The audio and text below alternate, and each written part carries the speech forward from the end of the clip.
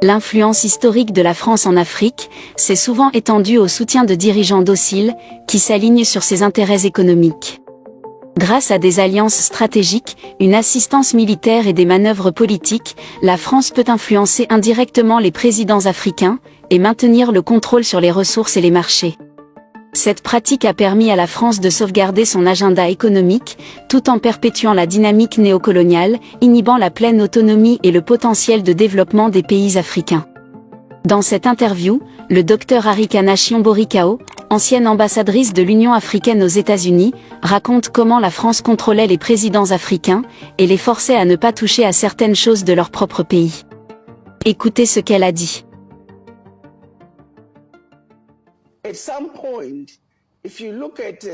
À un moment donné, si vous regardez la situation avec les anciennes colonies françaises, avant même qu'un président n'arrive au pouvoir, il y a certains domaines interdits que le président ne doit pas toucher. Parce que si vous le faites, vous ne vivrez peut-être pas assez longtemps pour voir la fin de la journée. Des domaines comme l'armée, des domaines comme les finances, et les réserves qui doivent être déposées au Trésor français, des domaines des ressources naturelles. Donc, si vous êtes un président africain qui arrive au pouvoir, et qu'on vous dit, tant que vous restez à l'écart des discussions concernant leur présence militaire dans le pays, la formation de vos militaires par la France, l'équipement de vos militaires par la France, ne parle pas des ressources naturelles. Les entreprises françaises ont le premier droit d'agrément, et veillez à ce que vous continuiez à déposer vos réserves bancaires auprès de la Banque centrale de France. Si vous évitez ces domaines, vous êtes libre de diriger votre pays comme vous le souhaitez. Maintenant, quel genre de leader est-ce? Quel environnement allez-vous occuper, gérer et diriger votre pays, avec tous ces grands domaines de développement économique qui ne vous sont plus accessibles?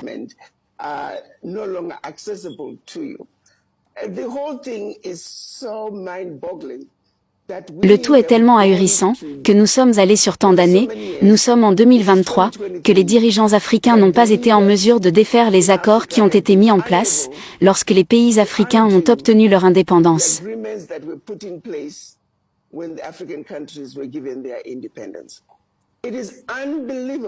C'est incroyable qu'à ce jour, on puisse avoir un pays comme le Niger, être le deuxième pays le plus pauvre du monde, et pourtant toutes ses ressources vont à la France.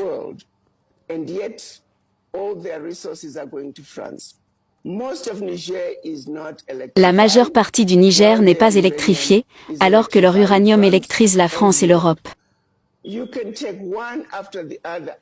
Vous pouvez prendre l'un après l'autre, à tous les niveaux.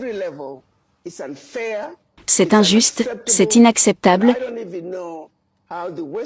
Et je ne sais même pas comment les puissances occidentales s'endormiraient vraiment tous les jours, sachant les ravages qu'elles créent en Afrique,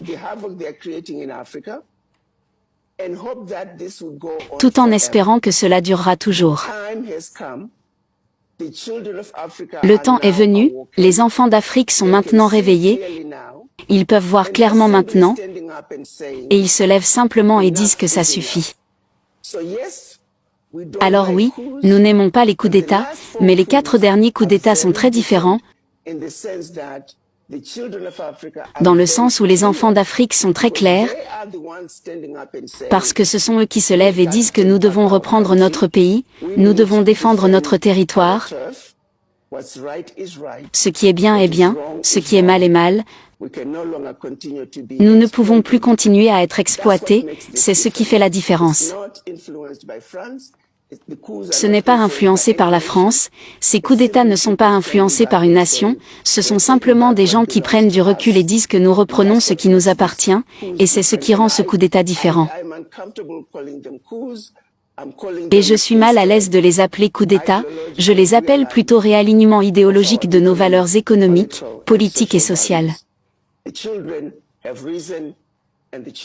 Les enfants se sont levés, et les enfants parlent, et les citoyens eux-mêmes soutiennent ceux qui ont mené le soulèvement. Et c'est un avertissement aux puissances occidentales que la révolution africaine a commencé, Et ceux qui vont s'aligner avec le peuple sont ceux qui vont survivre à la révolution qui se déroule en Afrique. Il en va de même pour les dirigeants africains, ceux qui s'aligneront sur les souhaits du peuple sont ceux qui survivront également à cette révolution. Je crois que la révolution africaine a commencé, et ceux qui ne peuvent pas voir l'écriture sur le mur, ils ne survivront pas à cette révolution. Il n'y a pas de retour en arrière. Les enfants d'Afrique se lèvent, les enfants d'Afrique comprennent les enjeux, et cette fois ils descendent dans la rue, pas pour faire la fête, ils descendent dans la rue unis, en tant que citoyens du Niger, en tant que citoyens du Mali, le Burkina Faso, la Guinée, parce qu'ils comprennent que ce combat particulier doit être traité au niveau national. Et j'espère qu'avec le temps, il sera traité au niveau continental. Parce que l'exploitation du continent doit cesser. Et cette fois, ce sont les enfants d'Afrique qui parlent, et le monde a intérêt à écouter. L'influence historique de la France en Afrique s'est manifestée à travers un réseau complexe de manipulations politiques, lui permettant d'installer, de soutenir ou de destituer des présidents en fonction de ses intérêts stratégiques et économiques. Cette approche, souvent qualifiée de néocolonialisme, a eu des répercussions importantes sur la gouvernance et le développement du continent. La France est connue pour soutenir les dirigeants qui sont favorables à son programme, en fournissant une aide financière, une assistance militaire et un soutien diplomatique. Ce soutien assure non seulement la stabilité des intérêts économiques français, mais renforce également une dépendance qui limite la souveraineté des nations africaines. À l'inverse, lorsque des dirigeants africains ont contesté la domination française, ou cherché à affirmer leur indépendance, la France a été accusée d'orchestrer des coups d'État, ou de soutenir des forces d'opposition pour les chasser du pouvoir. Cela s'est parfois traduit par l'installation de dirigeants plus sensibles aux intérêts français. Dans les deux cas, cette manipulation du leadership sert à maintenir l'influence de la France sur des secteurs clés, tels que les mines, le pétrole et l'agriculture, ainsi que le contrôle de la monnaie et des accords commerciaux. En influençant les dirigeants politiques, la France continue de façonner la trajectoire des nations africaines, souvent au détriment de leur autodétermination et de leur véritable croissance économique. Pour rompre les liens avec la France-Afrique, les nations africaines devraient donner la priorité à l'autonomie économique et politique. L'établissement de leur propre monnaie, indépendante du franc CFA, peut renforcer le contrôle monétaire. La diversification des économies, loin de la dépendance aux ressources et la promotion d'accords commerciaux régionaux, favoriserait l'autosuffisance.